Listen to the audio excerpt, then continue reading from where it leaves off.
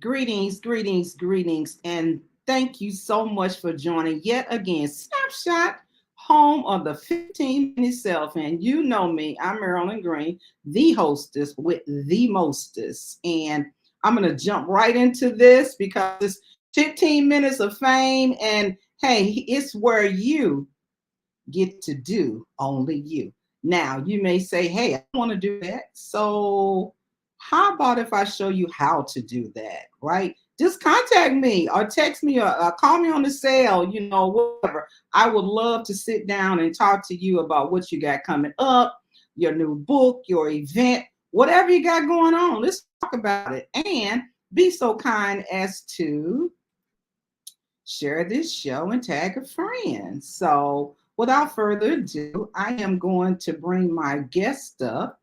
And she is a person who's been on my show, I think, 4 or 5 times. And I don't know how long, but she's a resident guest. Okay. So I'm going to bring her up and we're going to start talking about something that you guys know if you've been following me at all, something that's super dear to my heart, which is mental health, the wealth that you have with great mental health. So I'm going to bring her up and you guys know her. And we got her right here, Dr. Rose Jackson-Beavers. Hi, How how are you you doing? today? I am doing fine. How about yourself? Hey, I'm doing well, super well. Well, Great. I've told everybody this is the place where you get to do only you. So we're gonna jump right into it. So Okay. Rose is here, Dr. Rose is here to talk about her new book, and we're gonna add that to the stage. Rose, tell us about this book here. I mean, I'm excited about it because it has mental health in it, and it also has faith-based community in it, Mhm. and that's important to me because so many times we're always saying, "Well, just take it to Jesus in prayer." I believe that, right? But I Mhm. also believe that God put men and women on this earth that are practicing healing you and getting you together. So tell me a little bit about this book and how did you get started? Why should people read it?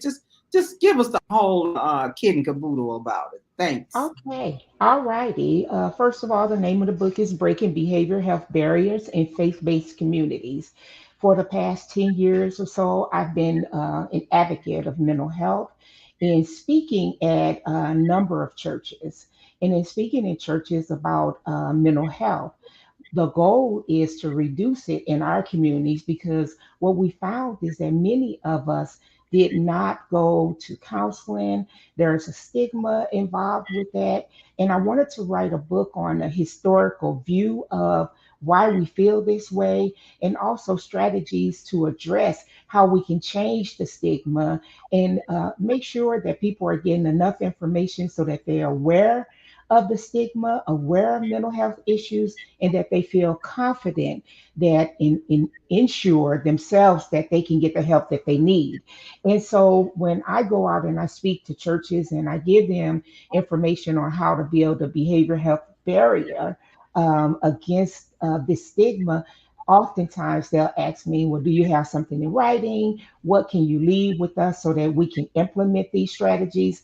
And I came up with this book based upon the work that I've been doing out in the churches to make sure that they had a guide to help them once I walk out or any other organization walk out. They will know how to set up a behavior health ministry in their congregation. And that sounds great. And so the book is let me just put it out there like this. Even though you may not be a leader in the church or a ministry, that doesn't mean that you can't purchase this book perhaps and look Right. at it, Rose, and then perhaps injecting it to your church. What's your thoughts on that? Right. It's not This because you're a book, pastor you need to get it. Tell us about that's that. right. This book is for everybody. Each of us have some uh, people that we know who may be suffering from mental health issues, even a family member, friend, community, church, job, work. How do we handle those situations? So we're giving strategies on not only just understanding what signs and symptoms are, but we're talking about strategies for making people feel comfortable enough to talk about it, strategies for helping them to address the issue. This book also has in it what we call case studies. What happened when Oh, somebody visits your church? So the usher at the door will understand how to bring somebody in who's walking through their door, because we're a pillar of our community as a church. We are open 24 hours a day, right? In our heads, we're saying you're welcome to come here anytime. And when people walk through our door, no matter who they are, because we're asking them to come as they are, some people may come in, you know, suffering from mental health issues. Maybe they haven't taken their medication. How's the usher at the front door going to work with them to make them feel comfortable, to make them feel acceptable? So this book cover all aspects of being able to work with anybody and making them feel comfortable.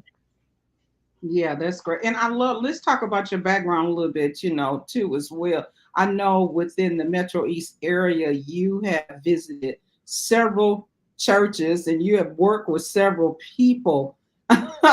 you I'm know, you laughing know, because you said several churches. I visit, several.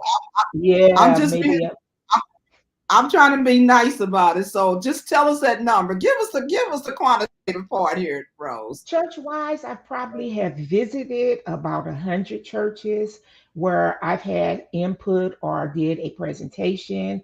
Overall, the number of congregants I've spoken to, probably over the periods that I've been doing this over the last 6 or 7 years, over 5,000. Pastor Wow. wise, I've probably talked to virtually and face to face, probably about 150 pastors. We're trying to talk about this information, why it's so important for them to speak from the pulpit about mental health. See, we've been taught all of our lives, many of us, that this is a secret. You don't talk about your illnesses, your behavior health issues, your mental health issues. We call it mental health, behavior health, you know, other names that people call it, but we've been taught you don't, take your dirty laundry in the community and share it with anybody.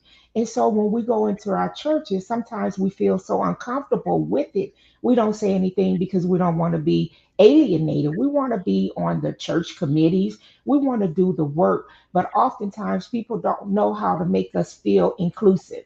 And what I want people to be able to do is to bring people in and let them know it's okay to not to be okay, that we can still live a normal life, we can still do the same things that everybody else is doing.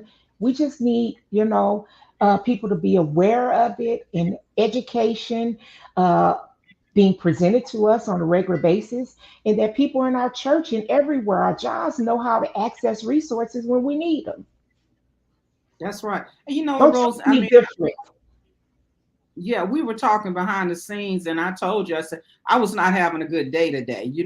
That Yeah, my mental health was not as highest, right? yeah, And so, I mean, so I'm saying all that to say, even though you may see a person looking at me, you might say, "Well, I didn't think anything was wrong," right?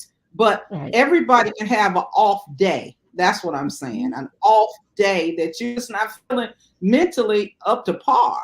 Mhm. But thank God someone called me. One of my sorors called me. She heard God and she called me. And it really changed the way I felt for the rest of the day.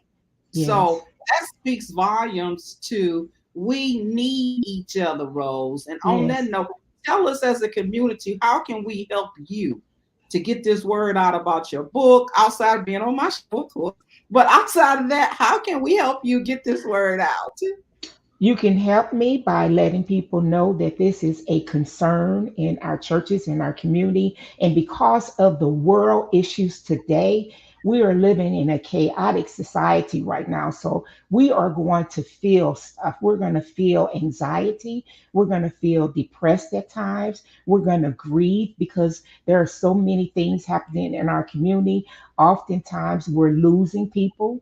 There's a high rate of loss with our young people. And so, since we're going to be feeling all these things, Get people in, bring myself and others who are out training churches, bring them in to have this conversation, to make people aware of resources, to let them know that it's all right to go through things and that there are people out here that can help them. Like you were saying, you wasn't having a good day. There's been times that I felt the same, where you go through a moment of depression, maybe, of loss. And it just depends on how long you suffer that loss. If you're in that same state for 2 whole weeks, you need to see somebody. And we need to let people know it is okay to see a therapist, it's okay to see a counselor. So bring somebody into your church to talk about this, to help you build in your church a behavioral health ministry. Because what we find is that a lot of churches talk about, they have physical ministries where we're bringing people in to talk about diabetes, taking care of your physical body, exercise, right? How to handle breast exams, all these other things. But we don't talk about our brain, which controls everything else. That should be a focus of us. And so bring somebody in there. We need to start talking about this because too many of us are suffering in silence. And I wrote this book that you can pick it up and you can share it with family members, with friends, with church members, to let them know we don't need to suffer in silence anymore. It is not. We want people to wear this therapy thing. Look at me. That's about something. That's a badge of honor because I'm seeking help, not a badge of dishonor because I need help. That's right. And I love that. And you can get her book, Breaking Behavioral Health Barriers in Faith-Based Communities, and Amazon for sure. But hey, you may need to find her on Facebook. Okay. You can also go to her website, and let me just say something about Rose. Rose is just not one dimensional at all. If you go to her website, you can see Dr. Rose is full of multicolors, like Joseph, multicolors. Her coat is multicolored. She does a whole lot of different things, but this has probably been one of her heartbeats, that she has really Yes. been working in the community in order to get that information out. And hey, go to a website, or you can go to her email, and there it is right there. And then guess what else? Even though people always want to talk about the phone, you can text somebody, you can text her, Yeah. and so no excuse. So get out there and get the word out for her about her book. It's a beautiful, beautiful, beautiful cover. I'm going to show it again. It's a beautiful cover. I love the pulpit with that stained glass window in the back. And so Rose is out there doing what she needs to do in the community. I'm just happy for you, Rose. Rose, I'm really Yeah. happy that you are doing the doggone thing. How can I say, So Yeah. hey, we're almost out of time, but nevertheless, Rose, tell us something at these last 2 minutes here about what you would like to leave in the ears. You've said a whole bunch of profound Yeah. things, but what else do you want to leave in the Yeah. ears of the people that are listening to this? I just want people to know that it's important that we provide information to anybody that's willing to listen, because the people are out here and they're going through a whole lot, and oftentimes they don't think anybody want to hear what's happening to them. And there are a lot of counselors, there are a lot of therapists, there are psychologists out here who want to help, want to become involved. Get involved. Get involved at your church level, on your job levels, out in your community level, at your food pantries. Keep information with you to share. Make sure that people have access to the 988 number for crisis. If you're going through a crisis, pick up the phone and dial 988. People are out here and they're open to helping you.